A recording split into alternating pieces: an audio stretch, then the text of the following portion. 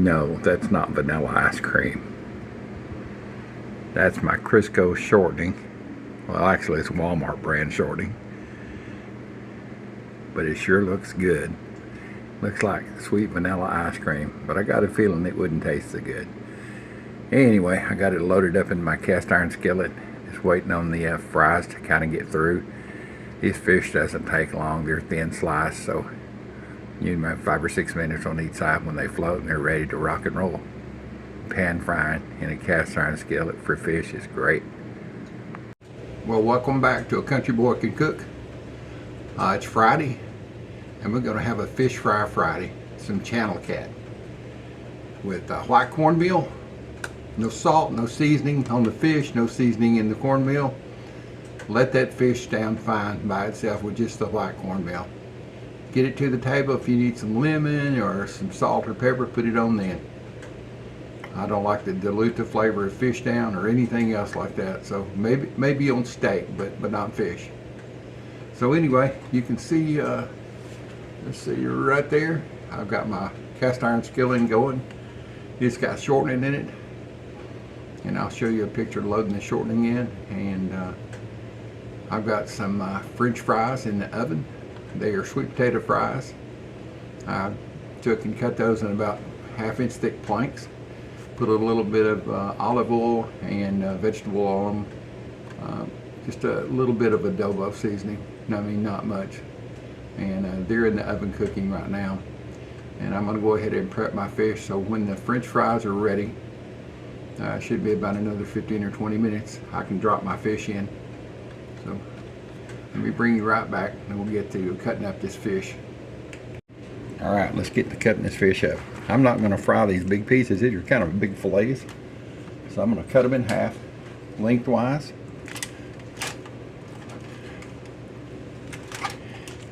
And then we're going to cut them kind of equal lengths here.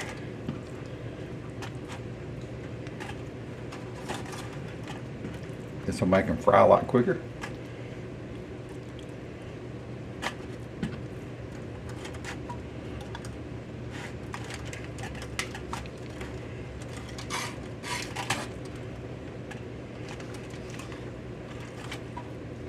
I did not catch these, even though I wish I'd have been out catching them. These are pre-caught from my local grocery store, Tom Thumb.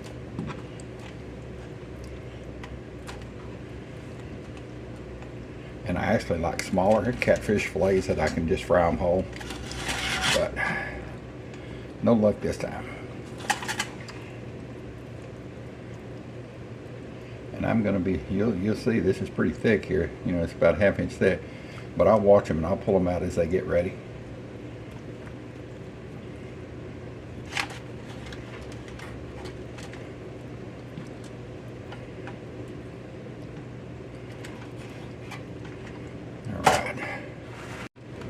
All right, back with you. I'm going to take a paper towel. These are pretty dry. I'm going to dry them off a little bit more so the batter will stick to them. I don't want it glopped up on them. I don't even think that's a word, but it's my word anyway. Glopping. As you'll see, I've got my white cutting board. That way I can bleach this thing and get it really clean. And I've got aluminum foil underneath it to make sure that if I get any drippings, it doesn't go anywhere. Let me put this in. White cornmeal. White cornmeal is usually a lot finer. There's a lot of people like to use yellow cornmeal. It's great, but it's a coarser texture. And then they add a little bit of flour to it to get it kind of thinned down.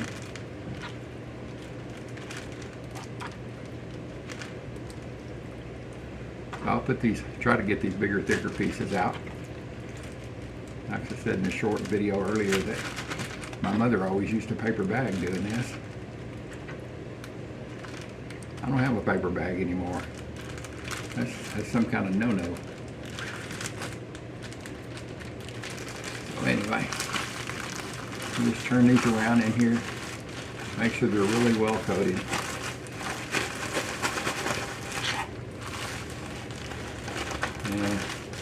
Glad bag will do just fine. Or you can use a grocery store bag. The only problem with those, some of those now have holes in them because they say there was a choking danger.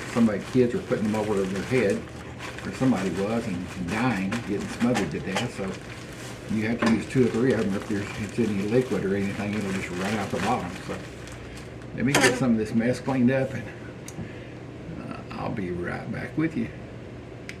All right, back with you. Let's drop some fish. I've been checking my temperature. You can take a wooden spatula or a piece of bamboo or anything, and you put it in there. If it starts to bubble within about 2 seconds, that means it's hot enough. That's about 350, 375. It doesn't matter if it's a little hotter going in, because it's going to cool down as soon as it goes in. Let's get some of these bigger chunks in here. My potatoes are maybe 20 more minutes on those.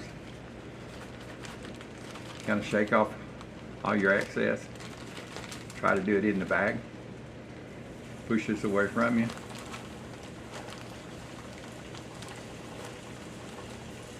Don't overcrowd the pan.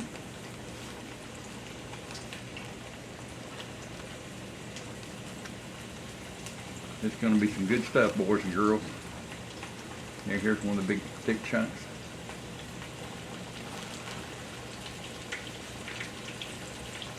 Searching for the bigger chunks.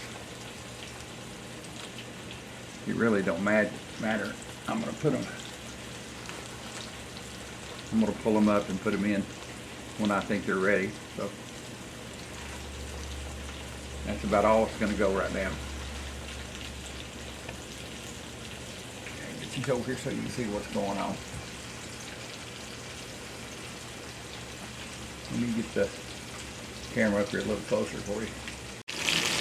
There they are, frying away, somewhere about 350 to 375. When they start turning brown, you know they're getting close, you can flip them. All right. I don't know if you can see that or not, but these first couple of pieces, they're starting to float, which tells me they're ready. They've got a pretty suntan on them, which is another way of knowing they're ready. These are the thinner pieces. I just flip them over until they get a little bit golden brown, and they will actually keep cooking a little bit once you get them out. They'll turn a little bit more brown. There's not a lot of crust on these because I ain't never been a fan of heavy crusted fish. That's like when I cook okra. I don't want crust all over. I want just a little bit. Let's see how these are looking. And you can see the bubbles are kind of slowing down, coming out of them a little bit. That's also another way to tell if they're done. But what that is evaporating the water and the bubbles of the water coming out. So let's see here.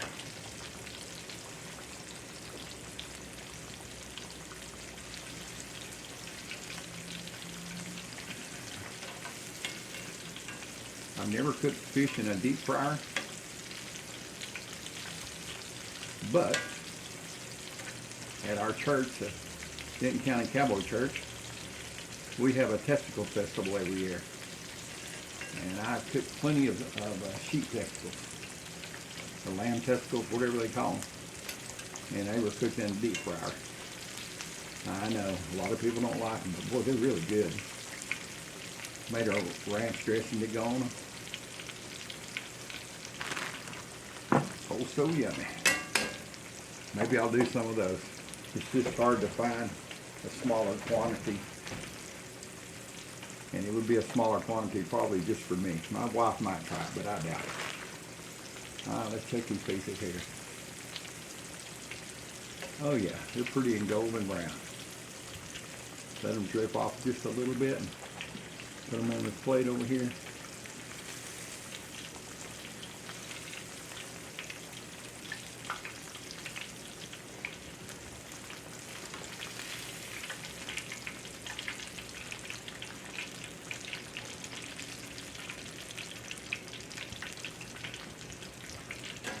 See here.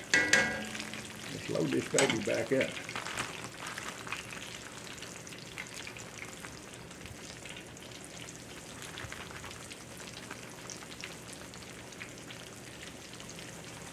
thinking the other day I would love to have some catfish steaks. And what that is a bigger piece of catfish, maybe like 3 or 4 pounds. Instead of cutting fillets off of it, they skin it and cut it crossways like a T-bone. So when they're cooked, I love bone-in catfish. So when it's cooked, you have this bone right in the middle and all this wonderful, beautiful white meat on the side. Oh my gosh, great. Great tasted.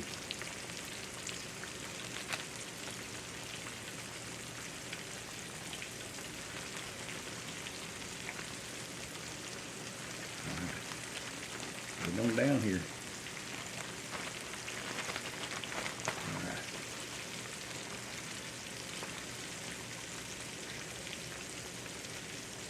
I'll bring you back when I got the rest of these frying. I don't want to bore you just frying fish.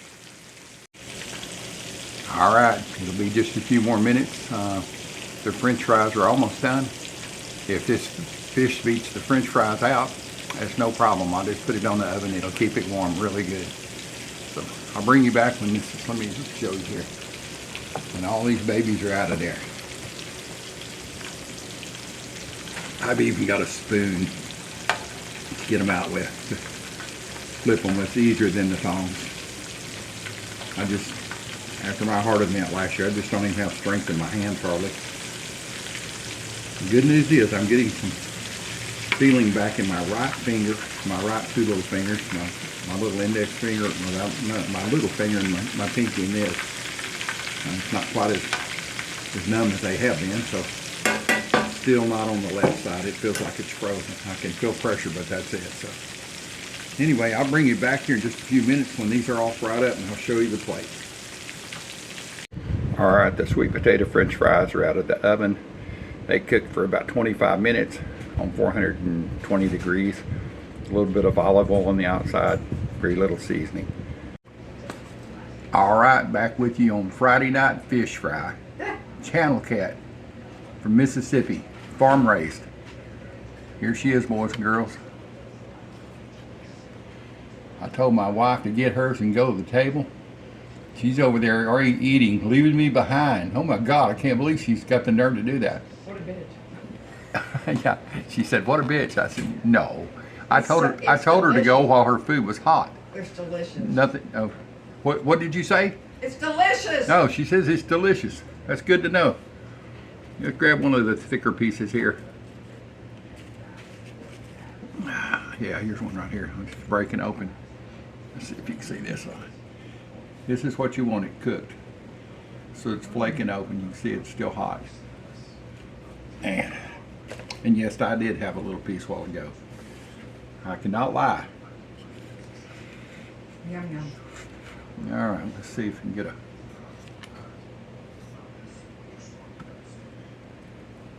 It's hot. There's very little crust. White cornmeal is thinner, smaller grain.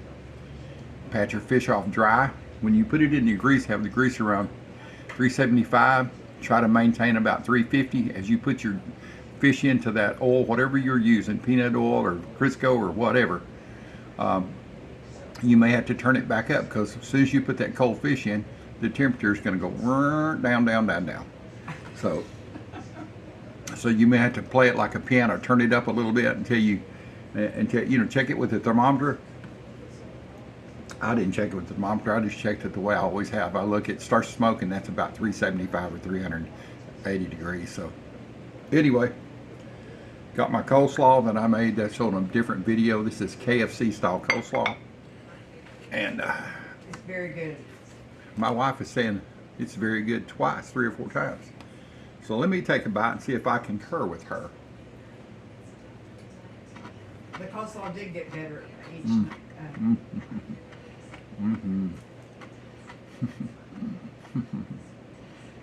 Well, like the younger kids say, that's stupid good. It's really good. Have a Friday night fish fry. Cook it like the old dude, and you will enjoy. Didn't have to leave the And it farm. doesn't have to do what? And we didn't have to leave the farm. Didn't have to leave the farm. Didn't have to go to the fish restaurant and pay $50 for these 2 plates of fish. Something else I was going to tell you. Oh, You can use catfish or crappie or bass or whatever you want to fry like this. Does not matter. I prefer catfish and crappie, and I don't fish anymore, so if somebody wants to come by and drop me off some crappie fillets, yeah, I'll take those. I surely will, surely will. All right, well, the old dude's out of here. I'm going to finish this hot meal while it's still warm, and I'll see you on the next cook. Out of here. Be sure and please be sure and subscribe, comment, and leave me a thumbs up if you like this recipe, please.